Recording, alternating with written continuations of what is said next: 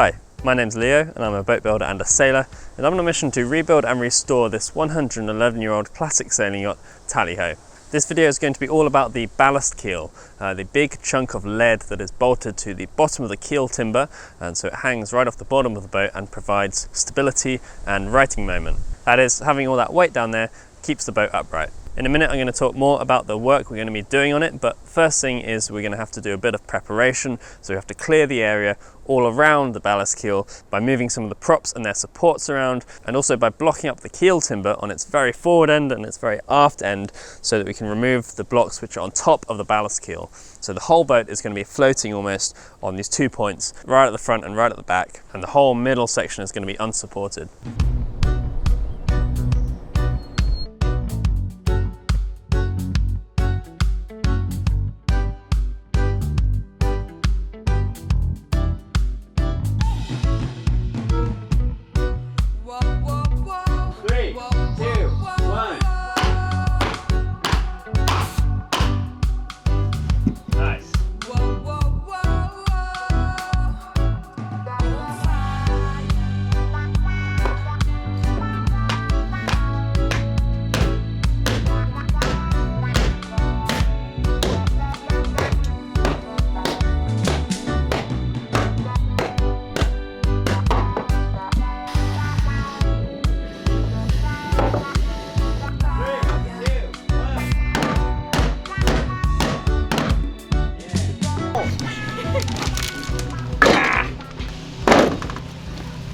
Oh, 146.6. Okay, for this next one, let's like pretend that it's like 800 pounds that we just picked up 972 for YouTube. 299.8. Let's be real. We're not fooling anybody.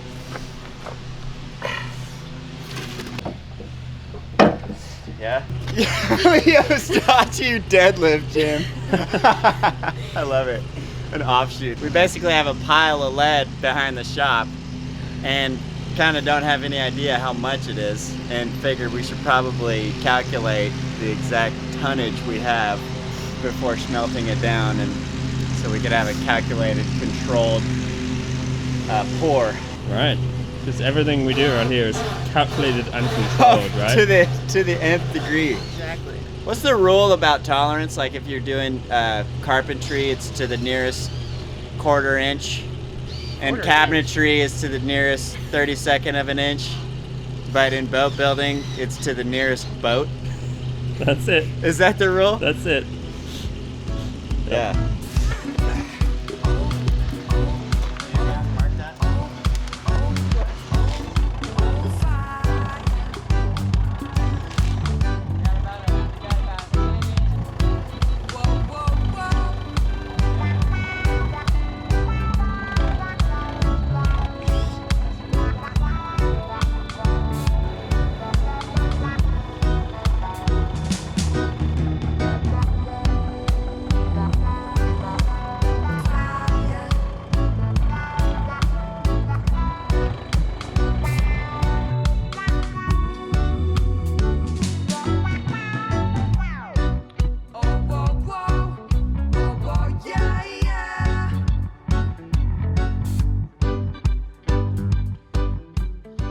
So for some time now, I've been considering trying to add some extra weight to the ballast keel. Now, it's not something I really want to do because it's quite a bit of extra work, but there are a few reasons why it could be a good idea.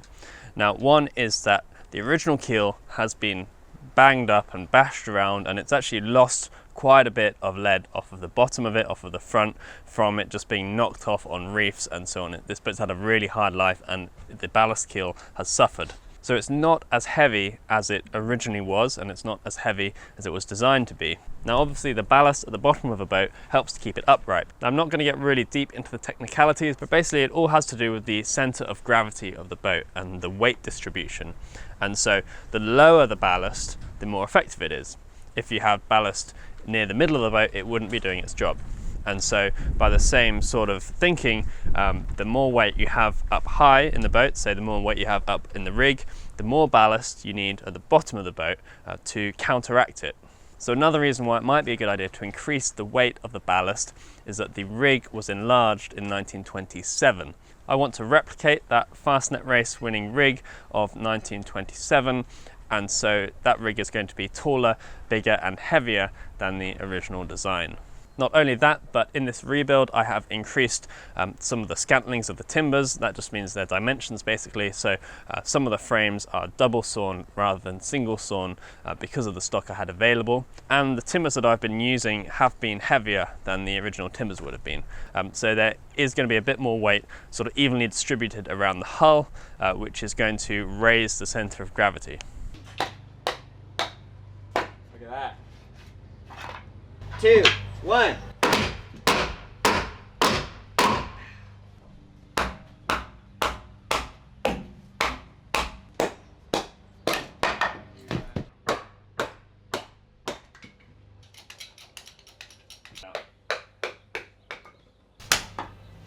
Wow. Do the honors.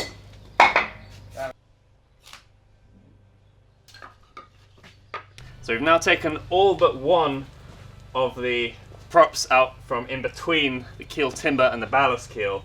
So almost all the weight of the boat now is on the very front and the very back of the keel timber, as well as a little bit on all the props around it. And we've just got this one bit of blocking right in the middle of the ballast keel. So we're going to take that out now and hope for the best. Probably lower it,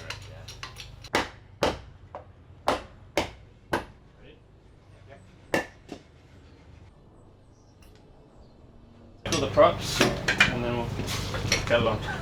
Okay. No, be careful.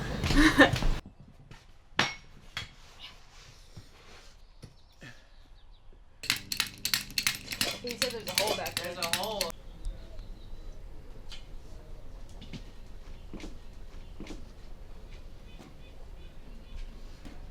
Now originally this ballast keel would have been just under 5 tons and the boat was designed with 8 tons of interior ballast, and so that means 8 tons of loose lead inside the bilge of the boat. Inside the boat, underneath the sole boards, the floorboards if you like, there's just a lot of loose lead, and it may have been sort of fastened down with boards and things, but essentially it was just lead that could be moved around in the bottom of the boat. So our idea here is actually to take some of that interior ballast and move it outside and add it to the exterior ballast keel, and what that will do is move the weight lower in the boat and therefore increase its effectiveness as ballast and lower the center of gravity. Now, not only does that actually decrease the amount of overall ballast we need because it's going to be lower and more effective, but it also frees up space in the bilge underneath the sole boards. This is important for a few reasons. One is that I want to lower the sole a little bit because back in 1910 people were generally shorter than they are now. I'm 6 foot and I don't want to hit my head on every deck beam, so I'm going to be lowering the sole to give 6 foot of headroom. So there's going to be less bilge space anyway, but also we want to keep as much of that space free as possible because it's actually really valuable tank space for water tanks and so on. It will also mean the boat will sail better. Having a lower center of gravity will help the boat be stiffer and be able to carry more sail and sail better and faster in stronger winds. Now, I discussed this idea a lot with my engineer, also with different naval architects and yacht designers and so on, and I was hesitant for a long time, but after talking to a lot of people and a lot of really experienced sailors as well, basically all the really experienced people that I talked to said that this would be a really good thing to do and couldn't really see any disadvantage with it. So the idea is basically to pour some molten lead on top of the ballast keel, just a few inches, and then it'll be bolted up to the boat and the shape will be faired in underneath, and by fairing that shape in to more or less the original shape on the design, we'll be fairing away the damage on the bottom of the keel where it's all pitted and rough, and so we'll end up with a smooth keel which is closer to the original design but a little bit bigger, a little bit heavier, and will hopefully make the boat sail a little bit better.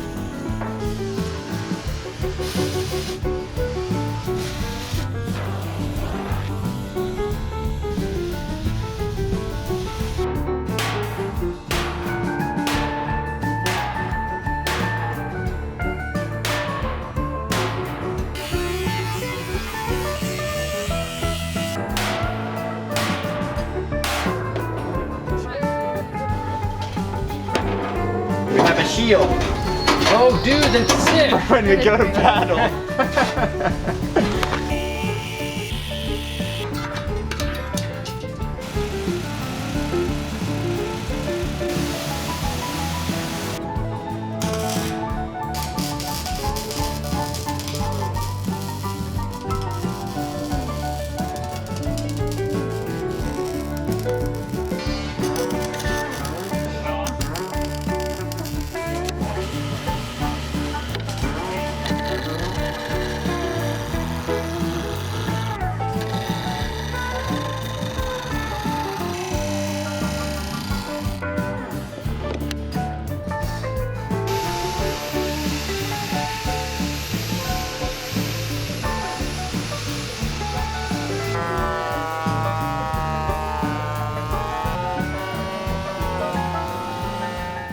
So for the actual mould, which is going to contain the molten lead on top of the ballast keel, we're going to use timber.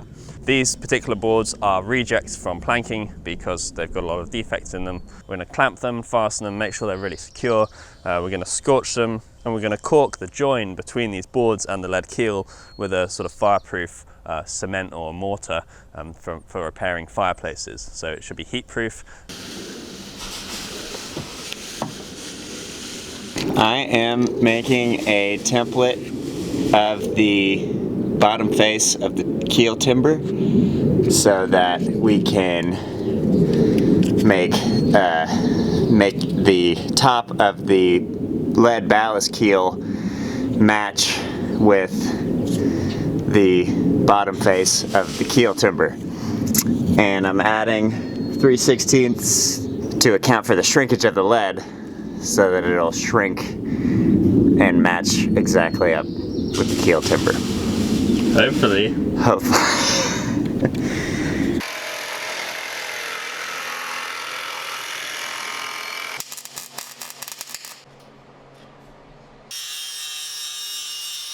Yeah, so I've been working on fabricating the pot for the lead casting. What do we call it? The pig is what we've nicknamed it, so it'll have some ears and a tail eventually. Yeah, so done quite a bit of welding, put all the legs on, cross members, just trying to make it super strong because about 5,000 pounds of lead is going to go into this thing to be melted to add to the keel.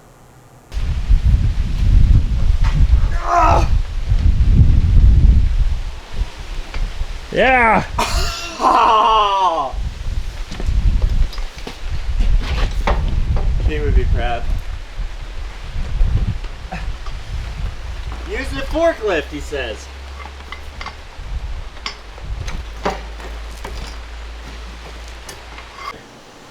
Hey, What are you doing? I'm drilling the hole. I'm drilling the hole. Drilling the butthole in the pig.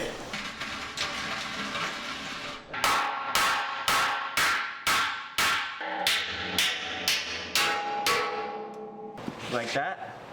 That's perfect. Okay.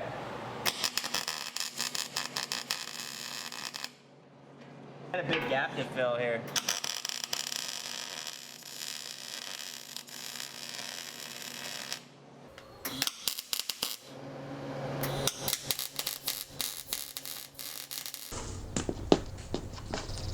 She's flying.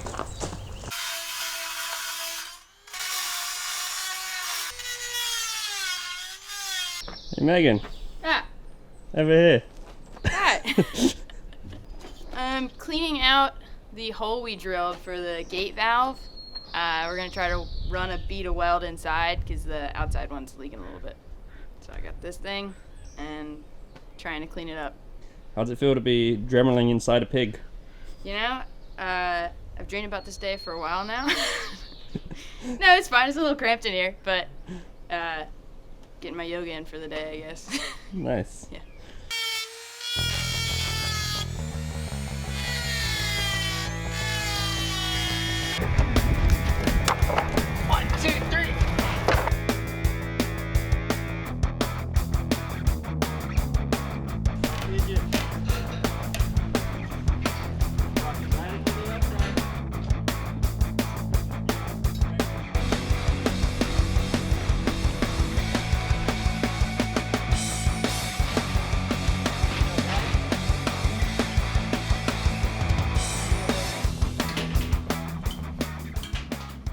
Now, obviously, some people are going to have concerns about safety with pouring lead. So it's a couple of things I want to point out. Lead is poisonous, and so when you ingest it into your system, it builds up and you can't really remove it from your system, or at least it's very difficult to. If you get severe lead poisoning, it can cause all sorts of really bad health issues, so it has to be taken very seriously. But there are a few misconceptions about lead.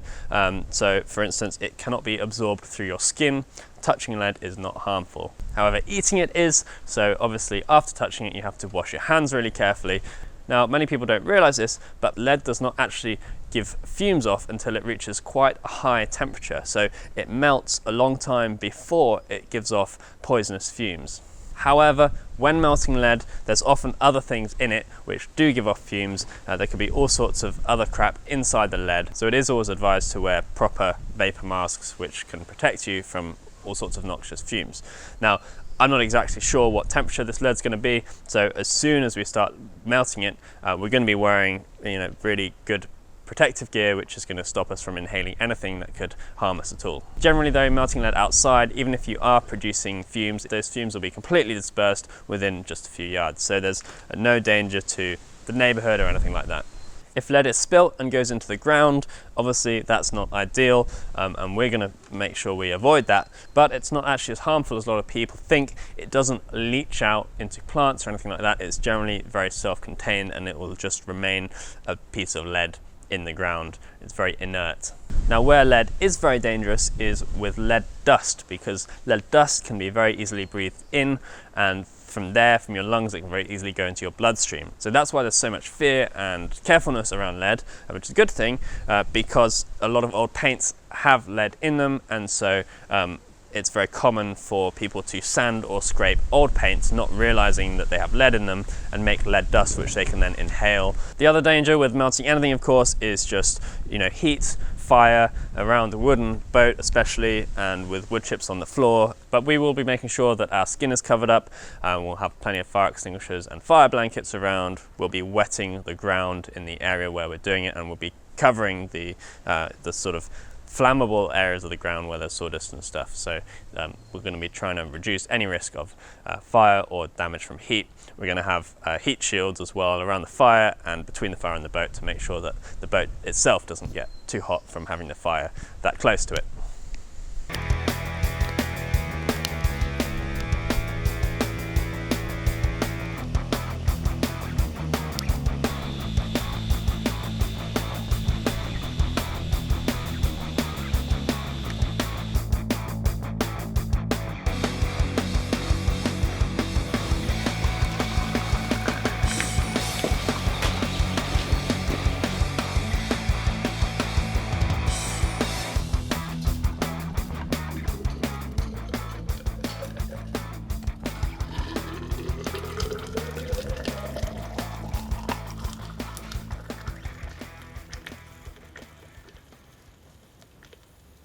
So I found something quite interesting today when I was cleaning out these keel bolt holes.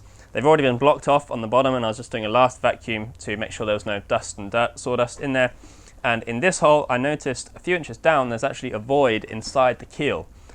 It's maybe 3 inches down, and it's a couple of inches wide and a couple of inches deep.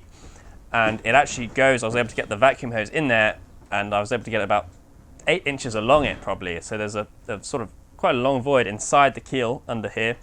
And actually, if you look closely at the top, you can see there's this area where there's a sort of pool of extra lead poured on top. And so I think probably what happened was that when they originally poured this keel, they had some contraction of the lead. It sort of probably went in the center, just in this area. And they've tried to fill that void, I think, by pouring more lead on top. And they may or may not have realized that they didn't quite fill the void. There was still actually a hole underneath here. So it obviously didn't do any harm. A little void inside the lead isn't really a big problem, but it's quite interesting just to see these clues about how they built the boat, and maybe mistakes that were made or different solutions that were tried, and we're left with this sort of little bit of history here.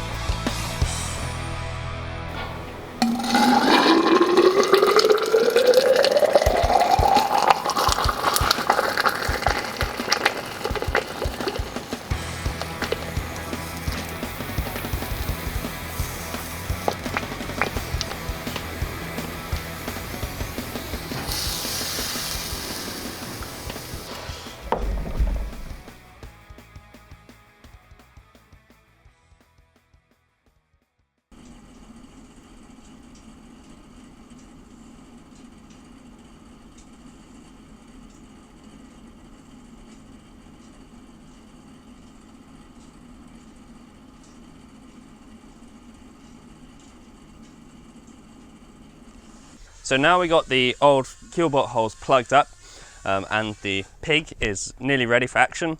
It's time to lower the keel down to its final position. We've got to lower it quite a bit, both to get it away, as far away as possible from the keel timber above it, so there's not too much heat going up there, and also so we can get a decent angle on the pipe through which the lead is going to run from the pig onto the ballast keel.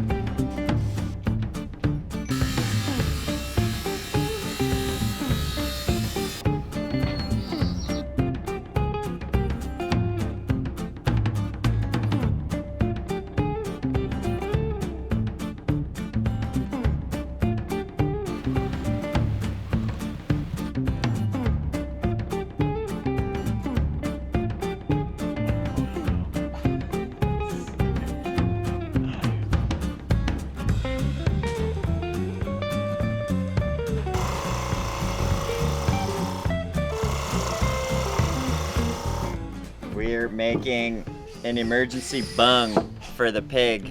We're making a plug that we can just ram in the out hole.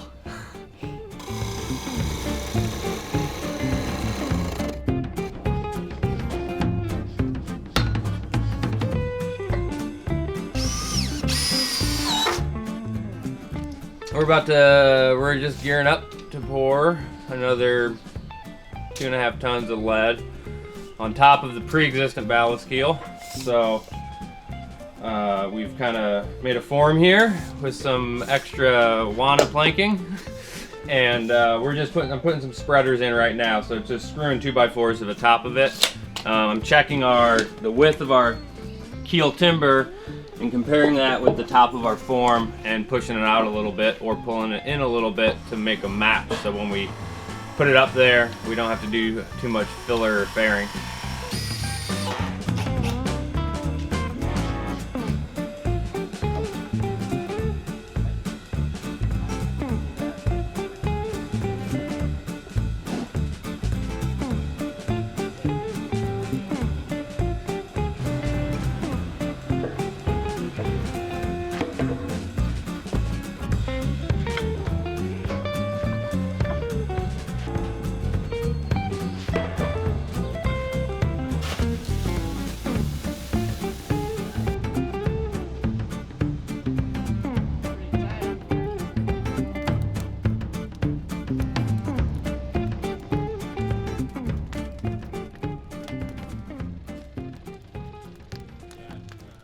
Okay, so it's been a lot of preparation, but today is the day. We've just started the fire underneath the pig, so from now on we're going to be wearing our protective gear. We just had a pretty good safety briefing with everyone. We've got quite a bit of lead already in the pig, and we've got some more to go in when it starts melting. We've got our pipe which runs from the pig to the keel. We've got a valve on it. We've got a big bathtub underneath the valve because we think that is the most likely possible point of failure. Although we have tested it and we think it's going to be fine. We've got these heat-proof blankets laid underneath the keel timber to stop too much heat coming up onto that wood from the molten lead underneath it. We're actually going to double those up, put some more half blankets inside them, and we're going to be putting those fireproof blankets underneath the keel as well on top of our plywood to make sure if we do have any leaks, there's going to be no burning and no contamination of the ground. If anything goes wrong, we've got a couple of things we can do. We've got some tapered plugs, and once the lead is molten, we actually will be able to stick those in from the top and actually bung up the out hole from the inside of the pig and stop any more lead flowing out, hopefully, or at least really reduce that flow. Another technique we might use if we need to stop the lead, as well as doing that, is to cool down the pipes, and that will block them up as the lead solidifies inside them. The fences that make up the mold are made of timber. We're going to char those to get any excess sort of moisture out of the sides so they won't burn when the lead first touches them. The thing I'm most worried about, apart from some catastrophic failure of the valve or one of our fittings, is the possibility that the lead is going to cool down too quickly and either block up the pipe or not flow to the ends of the keel. And so to try and help make that go well, we're going to be using oxyacetylene torches and propane torches to heat up the pipe, and also to actually heat up the lead, or keep it hot as it flows out of the pipe and as it flows to the ends of the keel. It's pretty exciting and also pretty nerve-wracking to do this, so we've all got our fingers crossed and hopefully nothing goes terribly wrong. Our main priority is to keep everyone safe, and our next priority is to make sure we don't have some kind of catastrophic failure that results in contamination. We've taken as many precautions as I think we reasonably can. So those are our two main goals, and after that, of course, is the hope that we pour our keel effectively and it goes well first time. We don't have to do this all over again.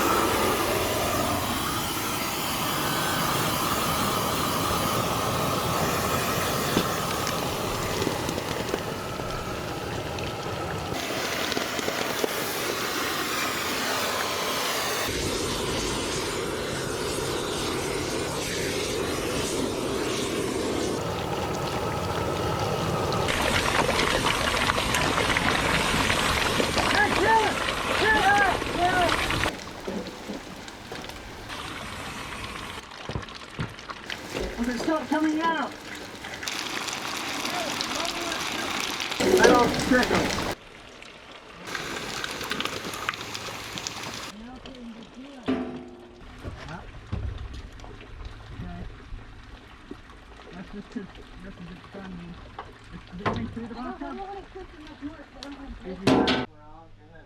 Yeah.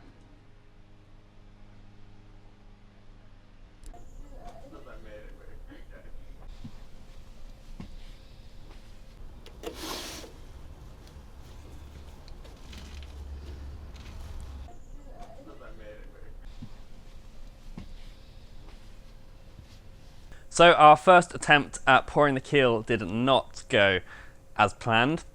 It could have been a lot worse, but it could have been a lot better too. So basically everything worked really well except for one thing that we did not think of and we did not think was going to happen. What actually happened was that the really hot lead coming out of the spout under pressure, it actually jetted a hole into the existing lead keel, and it didn't burn the wood or anything. The wood stayed there, but it just dug a hole all the way through until it came out underneath the wood, pretty much at the bottom of the keel. I actually didn't have a camera on that part, so I didn't get footage of that waterfall coming out the side of the mold, but it was pretty dramatic. Of course, as soon as we noticed it, we yelled at Megan, who was in control of the valve, and she closed the valve, and that it all worked effectively, and it did shut off the flow of new fresh lead coming into the mold. I was also ready with our emergency bung to actually plug up the outlet from the pig, but luckily the valve worked and that wasn't necessary. The hole at the bottom and the side of the keel where the lead was pouring out, it continued to let lead out for a little while, and then it sort of sealed up as the lead slowed down, and it was able to cool and actually sort of sealed that hole itself. A lot of the lead had already spread out, so we had sort of about a 1-inch layer over part of the keel, which sort of tapers down at the ends where it hadn't got to the ends yet. And of course the big concern is where all that lead is going as it's pouring out the keel, and luckily, because of the precautions we took with the plywood and the heat-proof fabric, the fire blankets that we laid out under the keel, that did actually catch all the lead which came out. And of course we were looking very carefully for anywhere where the lead had sort of overflowed from our boards that we put down, and anywhere where it could be smouldering or causing any sort of fire hazards. I'm really pleased with how everyone handled it. Everyone was really on point, really focused on their jobs, and all the safety protocols that we put in place worked really well. We were able to shut off the flow. We didn't need to use our backup, which was there in case we needed it, and we managed to contain all the lead, and we managed to all stay safe. So at this point things have started cooling off. Everyone's gone home, we've cleaned up, and we're just going to let everything really cool down. I'm going to keep an eye on the fires as they die down tonight, and then tomorrow we'll have to come in and clean up, peel all that lead off of the fire blankets and off of that plywood, and sort of assess the damage and assess what we're going to do next.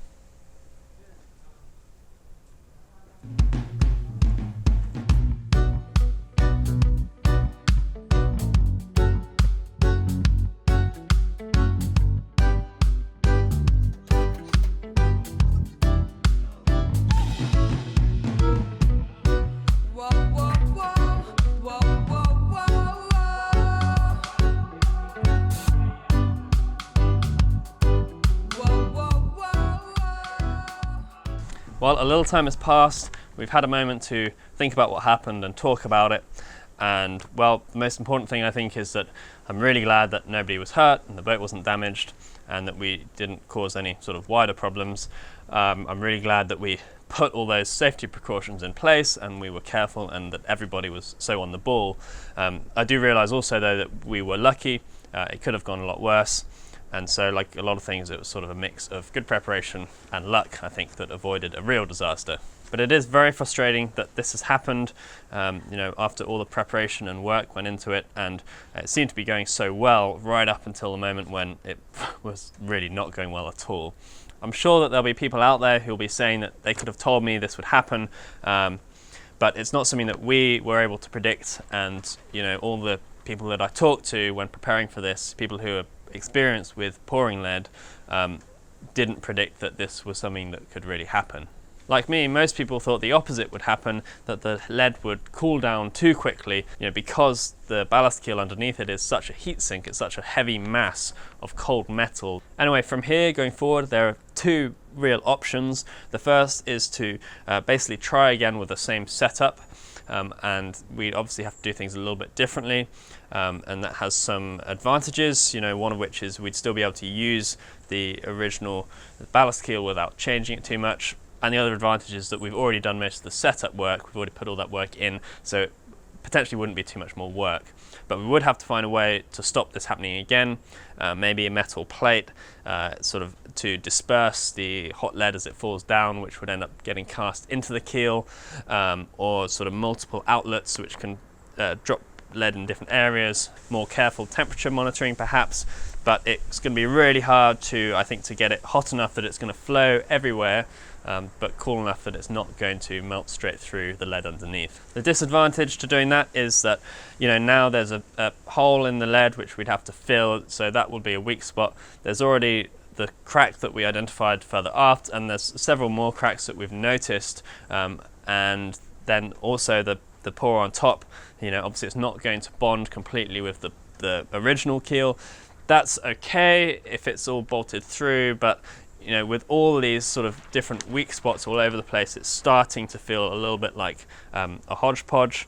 It's not necessarily structural. As long as it's bolted and it stays there, it's okay, but you know, you don't want a ton of cracks and holes in your ballast keel either. And then even if we do pour more on top and it goes successfully, which, you know, we're not sure about, there's still lots of things that could go wrong, then we still have to do a lot of planing and fairing on the bottom, you know, if we can get it up into place without breaking it further. Now the other option is to basically take this keel and recast the entire thing. So we would chop it into pieces and build a mold and recast it into the original shape in the design, but just a little bit deeper. And that also has advantages and disadvantages. The advantages are that it would be one solid, coherent mass, one piece, so it should be really strong.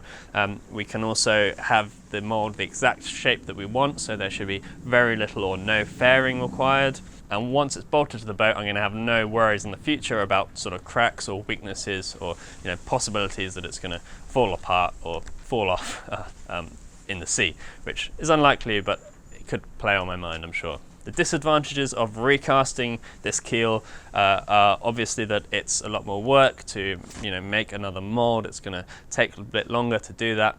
And the other thing is that it is changing the form of this original keel a little more. So, you know, it could be regarded as changing it from the original keel, although it will still be the same lead. And, you know, honestly, even if we don't do that, we'll still be fairing it. So we'll be changing its shape. But you know, in the question of originality, I do really like saying it has the original ballast keel, and so I'm definitely hesitant to sort of change that too much. So right now I am feeling really stuck on this decision. I'm really not sure what the best way forwards is. It's quite frustrating. So I would be interested to hear what you guys think. You know, not that I'm going to be putting something like this to the vote, but it is interesting to hear different opinions and different points of view, and it does sometimes allow me to see things from a perspective that I hadn't thought of. So do let me know what you think, and hopefully I'll be coming to a decision sometime soon. Okay, well that is about it for now. I am disappointed not to be ending this video with a finished ballast keel being bolted to the boat, which is what I had planned. But there we go, that's life. Setbacks happen. And it's not all bad. No one got hurt, the boat's not damaged. We all learnt something about pouring lead and various other things possibly. And regardless of what's going on, you know, even in these sort of hard, frustrating times, I am so grateful to be able to be doing this project. It's really quite amazing, and I'm completely blown away by the support from you guys that actually makes this all possible. So thank you. So we're going to focus on setting up the new workshop and moving some stuff down to Port Townsend while we sort of think about this keel situation, and hopefully by the next video we will have come to a resolution. So I'll see you then. Cheers.